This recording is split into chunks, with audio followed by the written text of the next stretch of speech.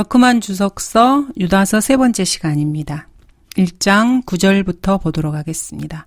그러나 천사장 미카엘도 모세의 몸에 대하여 마귀와 더불어 다투며 논쟁할 때 감히 그를 모독하는 비난을 하지 아니하고 오직 주께서 너를 책망하시느니라고 말하였느니라. 그러나 그들은 자기들이 알지 못하는 것들을 비방하고 또 사나운 짐승들처럼 본능적으로 아는 것들로 자신들을 부패시키느니라. 그들에게 화 있으리라. 이는 그들이 카인의 길로 갔고 또 상을 위하여 발라함의 잘못을 따라 탐욕스럽게 달려갔으며 코라의 모반으로 멸망하였음이라. 다음 본문은 알렉산드리아 이단의 생각, 동기, 야망, 목표, 그들의 방식을 한눈에 꿰뚫어 볼 수 있는 본문입니다. 학자들은 이 본문이 모세의 승천기라는 책에서 인용했다고 말을 합니다. 모세의 승천기라는 것은 에녹의 책과 라오티케아에 보내는 편지 같이 그런 류의 책으로 이렇게 주장하는 자들은 성령께서 깜빡하고 그런 책들을 성경의 정경에 포함시키지 못했다고 생각을 합니다. 9절에 있는 천사장 미카엘도 모세의 몸에 대하여 마귀와 더불어 다투며 논쟁할 때 이런 일이 있었던 것은 모세가 죽고 난 후에 일어난 일입니다. 저번 시간에 했던 8절에서 공부한 더러운 꿈꾸는 자들에게는 두 가지 특징이 있습니다. 첫 번째는 육체를 더럽히는 것입니다. 베드로 후서에서 말씀하신 것처럼 진창과 토한 것처럼 더럽습니다. 두 번째로 그들은 권위 있는 자들을 비방합니다. 권위 있는 자들은 높은 지위를 가지고 다스림을 경시하는 자들을 다스리기 때문에 그렇습니다. 바울이 말한 위에 있는 권세자들입니다. 구약에서 백성을 통치했던 자들도 여기에 포함이 됩니다. 꿈꾸는 자들의 예를 들어보자면은 무정부주의자들이 있습니다. 이들은 최상의 정부는 무정부다 이렇게 말합니다. 베드로후서에 나오는 자유주의자들은 여성운동, 페미니즘, 동성연애 해방운동, 자유, 평등, 박애운동, 팔레스타인 해방기구 이런 것 등에 참여하는 자들입니다. 이들은 자신들을 추종하는 자들에게 자유를 약속합니다. 그러나 그 자유라는 것은 죽이고 더러운 죄악을 자행하는 것입니다. 이들은 육신의 정욕과 더 많은 방탕함으로 순진한 자들을 유혹합니다. 종교 영역에서 이런 자들을 가장 잘 보여주는 예가 이슬람의 마호메트입니다. 그는 자신의 온 몸과 마음을 다해서 잔인한 짐승들의 이런 두 가지 기본적인 본능을 종교적으로 허용하는 종교를 만들어냈습니다. 즉, 합법적으로 자유롭게 음행하고 적들을 자유로이 죽이는 그런 종교입니다. 이것이 바로 이슬람입니다. 마호메트는 간질병 발작을 일으킨 다음에 소위 말하는 날개가 600개 달린 가브리엘 천사와 이야기하고 나서 이런 신조들을 만들어냈습니다. 인간이 만들어낸 역사 속 신은 둘이 있습니다. 볼테르와 찰스 다윈입니다. 이 둘 다 성경을 거부하는 바보들이었습니다. 인간의 지성을 해방시켰다는 찬사를 교육계에서는 받고 있습니다. 다윈의 발상은 좀 특이합니다. 다윈은 자신의 지성이 원숭이, 고릴라, 오랑우탄 등으로부터 물려받았다고 주장을 했습니다. 볼테르는 가난하고 고독하고 망상에 사로잡혔고 음행을 일삼는 죄인이었습니다. 그런 그를 자유주의자들은 이렇게 평가합니다.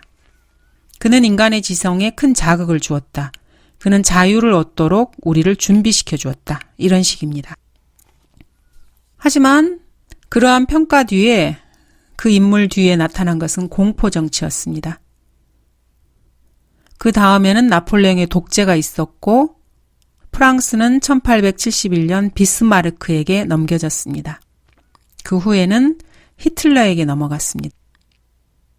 볼테르 정말 잘했어. 그렇게 하는 거야. 사탄에게 칭찬받을 만합니다. 다윈이 나와서 종의 기원을 쓴 이후로 이런 원숭이 인간들은 원숭이에서 진화된 지성으로 원숭이들처럼 광기를 부리며 난동을 부리기 시작했습니다. 이들은 사상의 해방을 위해서 다인보다 더 위대한 일을 이룬 자유주의자는 역사상 일찍이 없었다. 종의 기원은 지성의 해방을 위한 진정한 대헌장이다. 인류의 역사 전체에 걸쳐 이 책만큼 지성의 해방에 기여한 문서는 없다. 이렇게 말을 합니다. 이 종의 기원은 심지어 초등학교 도서관에도 비치되어 있습니다. 그들이 이처럼 찬양에 맞지 않는 위대한 지성인 다윈이 지성의 해방에 대해서 마지막에 어떤 말을 했는지 아십니까? 종의 기원을 쓴 찰스 다윈은 자신의 친구 헉슬리에게 이렇게 편지를 썼습니다. 자네에게 다시 말하지만 나라는 사람 자체가 절망적인 혼란 덩어리이고 앞으로도 그럴 걸세. 오늘날에도 이 혼란스러운 바보인 다윈을 추종하는 20억 이상의 해방된 지성인들은 사실 다윈과 똑같은 바보들입니다. 하나님은 이들에게 너 어리석은 자야 라고 말씀하십니다. 이러한 지성의 해방에 대해서 예수 그리스도와 사도 바울이 무엇이라고 말했는지 그리스도인이라면 다 알고 있습니다. 그러므로 만일 아들이 너희를 자유롭게 하면 참으로 너희가 자유롭게 되리라. 진리를 알게 하리니 그 진리가 너희를 자유롭게 하리라. 진리만이 인간을 자유롭게 할 수 있습니다. 그러므로 그리스도께서 우리를 자유케 하셨으니 자유 안에 굳게 서서 다시는 종의 멍에를 매지 말라. 참된 자유를 누리는 사람은 오직 그리스도인 뿐입니다. 더러운 꿈꾸는 자들과 천사장 미카엘이 좋은 대비를 이루고 있습니다. 천사장 미카엘은 자신보다 높은 위치에 있는 자를 비방하거나 욕하지 않습니다. 심지어는 그 대상이 세상에서 가장 사악한 존재라 해도 그렇게 하지 않습니다. 즉 사탄에게도 비방하거나 욕을 하지 않는 것입니다. 다윈은 창세기 1장을 쓴 모세를 비방했습니다. 볼테르 역시 예수 그리스도를 비방하고 욕했습니다. 사탄을 책망하는 성경 구절을 보도록 하겠습니다. 오 사탄아, 주가 너를 책망하노라. 예루살렘을 택한 주가 너를 책망하노라. 이것이 불에서 꺼낸 나무가 아니냐. 예수 그리스도께서는 마태복음 4장 10이 되기까지는 사탄을 책망하지 않으셨습니다. 즉 마태복음 4장 10에서 사탄아 여기서 물러가라. 기록되었을 때 너는 주 너의 하나님께 경배하고 오직 그분만을 섬기라. 라고 말씀하셨을 때까지는 사탄을 책망하지 않으셨습니다. 왜냐하면은 육신을 입고 하나님께서 이 땅에 오신 이후에야 인간의 연약함을 알고 동정하실 수 있게 되셨기 때문입니다. 미카엘처럼 예수 그리스도께서도 성육신 하시기 전에는 사탄을 더 높은 권세를 가지신 분이신 아버지 하나님께 넘기셨습니다. 내가 치는 자들에게는 내 등을, 머리카락을 뽑는 자들에게는 내 뺨들을 맡겼도다. 내가 치욕과 침뱉음으로부터 내 얼굴을 숨기지 아니하였도다. 주 하나님께서 나를 도우시리니 그러므로 내가 부끄러워 아니할 것이며 내가 내 얼굴을 부싯돌같이 하였으니 나는 내가 수치를 당하지 않을 줄을 아노라. 나를 의롭게 여기시는 이가 가까이 계시니 누가 나와 다투겠는가? 우리가 함께 서자. 누가 나의 대적인가? 그를 내게 가까이 오게 하라. 보라, 주 하나님께서 나를 도우시리니 나를 정죄할 자가 누구랴? 보라, 그들은 모두 옷처럼 낡아질 것이요 좀이 그들을 먹으리라. 이 구절은 참으로 놀랄 만한 예언입니다. 예수 그리스도께서는 개인적으로 마귀를 대적하고 계십니다. 주님께서 아버지의 뜻을 행하시는 것을 방해하는 마귀를 1대1로 붙잡는 것입니다. 이 말씀에 따르면 예수님께서 카야파와 빌라도 앞에 서셨을 때 예수님께서는 그 방에 있는 누구도 알 수도 볼 수도 없는 존재를 대면하고 계셨다는 것입니다. 세상 그 누구도 그 자리에서 무슨 일이 진행되고 있는지 몰랐습니다. 그 자리에서는 우주에서 가장 강력한 두 존재 사이에 대결이 시작됐던 것입니다. 사탄과 성육신하신 주 예수 그리스도의 대결입니다. 성경은 이러한 대결을 자세하게 설명하고 있지 않습니다. 그러나 그리스도인이라면 누가 승자인지 금방 알 수 있습니다. 학자들이나 부패한 목사들은 이 말씀이 얼마나 무시무시한 의미인지 감도 잡지 못합니다. 사실 본문은 성경에서 가장 위대한 구절들 중 하나입니다. 오 사탄아, 주가 너를 책망하노라. 본문은 사탄의 권리와 능력들과 특권들을 설명하는 것입니다. 현대 그리스도인이라는 자들은 이것을 전혀 깨닫지 못하고 있습니다. 왜 하나님께서 아브라함에게 이삭을 죽이도록 시험하셨는지, 왜 사탄이 이제 심판을 받는지, 왜 욥이 그러한 고난을 통과했는지, 왜 모세의 시신이 계속 묻혀있지 않았는지를 설명해주고 있습니다. 주께서는 신약의 마태복음 17장에서 모세의 몸을 다시 쓰실 계획을 가지고 계셨습니다. 그 일은 몸이 부활하지 않은 혼적인 몸으로는 불가능한 일이었습니다. 주님께서는 모세로 상징되는 율법과 엘리야로 상징되는 선지서들을 성취시키기 위해서 모세의 몸이 필요하셨습니다. 모세는 2번 죽어야만 합니다. 요나, 나사로, 야이로의 딸, 수넴 여인의 아들, 이들은 모두 2번 죽었던 사람들입니다. 이는 대환란에서 죽임을 당한 순교자들은 천년왕국에서 다시 나이가 들어 죽게 될 것을 가리킵니다. 세상에는 2번 죽는 사람들이 있습니다. 관련 구절을 보도록 하겠습니다. 그들은 너희의 모든 형제들을 모든 민족들에서 말과 병거와 가마와 노새와 빠른 짐승에 태워 주께 드리는 예물로 나의 거룩한 산 예루살렘으로 데려오리라. 주가 말하노라. 이것은 이스라엘 자손이 예물을 정결한 그릇에 담아 주의 전으로 가져오는 것 같으리라. 천년왕국에서는 인간의 동일한 육신을 입고 사는 그런 백성들이 있을 것입니다. 계시록 6장 9절입니다.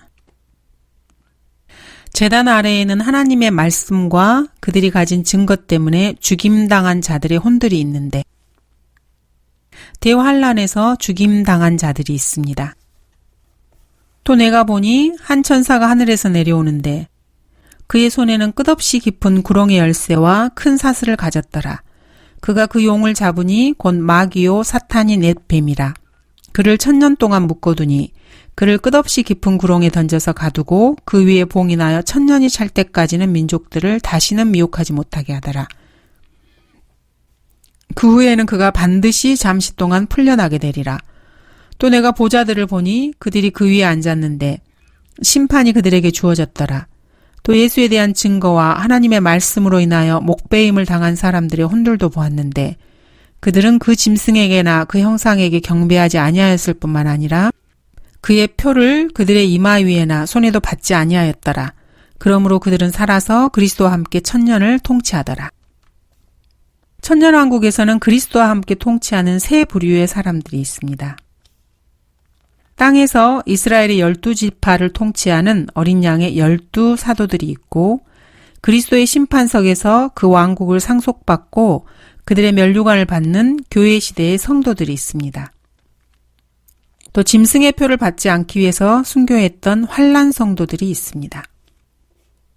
이 환란 성도들은 목배임을 당한 사람들로서 이들이 그리스도와 함께 1000년을 통치하게 됩니다. 그러나 이 대환란에서 죽임을 당한 순교자들은 천년왕국에서 다시 나이가 들어 죽게 될 것입니다. 성경을 수정하고 또 고치고 이런 자들은 이러한 향상된 계시를 절대로 알 수 없습니다. 성경대로 믿는 그리스도인들이라면은 수천 명의 사람들이 나무 하나에서 나는 열매를 먹음으로써 영원히 살게 될 것이라는 것을 알고 있습니다. 그의 계명들을 행하는 자들은 복이 있나니 이는 그들이 생명나무에 대한 권리를 가지며 또 그 문들을 통하여 도성 안으로 들어가게 하려 함이니라. 생명나무라는 나무에 참여하는 그런 자들이 있습니다. 근본주의를 표방하는 자들 중에서도 이러한 성경 구절을 믿지 않는 자들이 많습니다. 천사장 미카엘이 했던 것처럼 주께서도 사탄을 여호와 하나님, 아버지 하나님이신 주께 넘기셨습니다. 그 이유는 마태복음 4장이 되어서 예수님께서 성육신 하시기 전까지는 사탄 또한 자신의 영역을 주장할 수 있었기 때문입니다. 주께서 그를 책망하신다면은 사탄 역시 주 하나님을 고소할 명분이 있었던 것입니다. 이를 잘 설명해주는 성경 구절은 히브리서 5장입니다. 그가 아들이면서도 고난받은 일들로 순종을 배워서 온전하게 되심으로 자기에게 순종하는 모든 사람에게 영원한 구원의 근원이 되셨고 하나님께서는 멜키세덱의 계율에 따른 대제사장으로 칭함을 받았느니라. 예수 그리스도께서는 하나님의 아들이시면서도 스스로 고난을 받으시고 이러한 순종을 배우셔서 온전하게 되신 것입니다. 육신으로 나타나신 하나님께서 순종을 배우신 것입니다. 인자로서의 예수 그리스도의 인성을 다루고 있는 것입니다. 하나님은 뭔가를 배우실 필요가 없습니다. 그러나 하나님의 아들은 그럴 필요가 있으셨습니다. 하나님 아버지께서는 예수 그리스도께서 경험하셨던 그런 경험을 하실 필요가 없는 완벽한 분이셨습니다. 그러나 성육신 이전에 사탄은 주께서 그분의 피조물을 이해하시지 못한다고 주장했습니다. 왜냐하면 하나님께서는 인간이 경험했던 것들을 경험해 보신 적이 없기 때문이었습니다. 그러나 예수 그리스도 안에서 하나님 아버지께서 그런 경험을 하신 것입니다. 사탄은 욥을 고소했듯이 여러분을 고소할 수 있습니다. 사탄은 베드로를 시험했듯이 여러분을 시험할 수 있습니다. 자, 그런데 사탄이 하나님도 고소할 수 있다면 어떻습니까? 사탄에게는 참으로 어마어마한 권세가 있었던 것입니다. 사탄이 받은 권세에 비길 만한 피조물은 그 어디에도 없습니다. 사탄은 욥을 시험했습니다. 욥이 하나님을 고소하도록 시험한 것입니다. 그리고 욥이 하나님을 고소하는데 사탄은 성공했습니다. 사람이 무엇이기에 주께서 그를 높이시나이까? 주께서 주의 마음을 그에게 두시나이까? 주께서 매일 아침 그를 찾아보시며 매 순간마다 그를 시험하시나이까? 욥기는 계속 이어지고 있습니다. 일이 다 한 가지라. 그러므로 내가 말하기를 그분은 온전한 자와 악한 자를 멸망시키신다 하였도다. 만일 갑작스런 재앙이 사람을 죽이면 그분이 무죄한 자의 시련을 비웃으시리라. 세상에 악인의 손에 주어졌고 그분은 그 재판관들의 얼굴을 가리셨으니 그렇지 않다면 그가 어디에 있으며 누구리요. 강도들의 장막들은 번성하며 하나님을 진노케 하는 자들은 평안하니 하나님께서 그들의 손에 풍성하게 가져다 주심이라. 욥은 계속해서 하나님을 고소합니다. 내 손에는 불의가 없고 내 기도도 순결하도다. 하나님이 나를 넘어뜨리시고 그의 그물로 나를 에워싸셨음을 이제 알라. 보라, 내가 잘못되었다고 부르짖으나 응답받지 못하고 내가 크게 부르짖어도 심판이 없도다. 하나님을 고소하는 것입니다. 나의 심판을 취해 가신 하나님과 나의 혼을 괴롭게 하시는 전능하신 분께서 살아계시니 하나님께서 내가 너희를 의롭다고 하지 못하게 하시니 내가 죽기까지 나의 완전함을 버리지 아니하겠노라. 내가 내 의를 굳게 잡고 놓치지 아니하리니 내 마음이 내가 사는 동안 나를 책망하지 아니하리라. 천사장 미카엘이나 하나님의 아들께서도 왜 마귀를 함부로 대하지 않았는지 아십니까? 욥기에 그 해답이 있습니다. 다음은 사탄을 대신해서 욥이 말한 부분입니다. 내가 하나님께 말씀드리오니 나를 정죄하지 마옵소서. 어찌하여 주께서 나와 논쟁하시는지 내게 보여주소서. 주께서 억압하사 주의 손으로 지으신 것을 멸하시고 악인의 계획에 빛을 비춰주시는 것이 주께 선하니이까? 주께서는 육신의 눈을 가지셨나이까? 아니면 주께서는 사람이 보듯이 보시나이까? 주의 날들이 사람의 날들과 같나이까? 주의 연수가 사람의 날들과 같아서. 정답은 히브리서 5장에 있습니다. 그는 육체로 계시는 날들 동안 자기를 사망에서 구원하실 수 있는 분께 심한 통곡과 눈물로 기도와 간구를 드렸고 하나님께서는 그의 두려워하심을 인하여 들으셨느니라. 그가 아들이면서도 고난받은 일들로 순종을 배워서 온전하게 되심으로 자기에게 순종하는 모든 사람에게 영원한 구원의 근원이 되셨다고 말씀하십니다. 성육신 이전까지 육신으로 나타나신 이 말씀께서는 사탄과 정면 대결을 아직은 하지 않은 것입니다. 욥기에서 말하듯이 주께서 신격의 한 구성원으로서가 아니라 사람이 보듯이 육신의 눈을 가지게 되셨고 그분은 친히 삼위일체의 한 죄 없는 구성원으로서가 아니라 한 인간으로서 모든 점에서 우리와 마찬가지로 시험을 받으셨습니다. 우리라는 말은 사람과 마찬가지란 뜻입니다. 마태복음 1장 1절이 되기 전에 예수님께서는 사람이 아니셨습니다. 예수 그리스도께서는 사람으로서 마귀를 그의 홈그라운드에서 이 세상의 신인 마귀를 이기신 것입니다. 예수님께서는 마귀를 혼내셨고 마귀에게 도전하셨고 육박전으로 마귀와 맞붙으셨습니다. 주님은 마귀의 가장 강력한 공격을 받으셨고 마귀를 KO시키신 것입니다. 3장에서 나온 하나님으로서가 아니라 한 인간으로서 마귀를 이기신 것입니다. 미카엘이 마귀를 책망하기를 거절한 이유가 바로 이것입니다. 미카엘은 그렇게 할 수가 없었습니다. 오직 하나님만이 완전한 사람으로서 그렇게 하실 수 있으셨습니다. 한 인간으로 나타나신 예수 그리스도께서 이 일을 이루신 것입니다. 이 일을 이루신 것은 주님께서 구약에서 하신 일이 아니고 신약에서였습니다.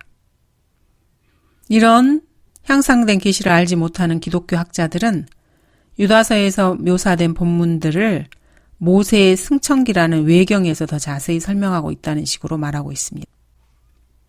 사탄이 모세의 시신을 파내는 것을 미카엘이 책망하는 장면이 언급되고 있습니다. 외경이라는 책들은 영감받지 않은 상태에서 그냥 말을 한 것입니다. 이들은 성령께서 의도적으로 비워두신 성경의 공백들을 채우려고 그런 동기에서 그런 외경들을 기록한 것입니다. 성령님께서 그렇게 하신 데는 다 이유가 있으셨습니다. 성령 하나님께서는 사람들이 알 필요가 없다고 생각하신 내용은 기록하지 않으셨습니다. 성령 하나님께서는 성경 말씀을 인간의 지성으로 거부하는 자들을 혼란케 하시고 적으로 만들며 화나게 하시려고 그렇게 하신 것입니다. 이들은 지혜를 사랑한다고 하는 철학자들과 학자들을 말합니다. 그는 현명한 자들로 그들의 관계에 빠지게 하시며 딱 들어맞는 말씀입니다.